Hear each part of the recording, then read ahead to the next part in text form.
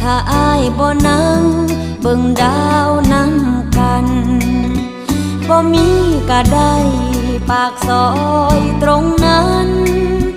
หากอ้ายลืมวันเคยเที่ยวร่วมทางมีไว้เฮ็ดหยังถนนหากอ้ายบ่สน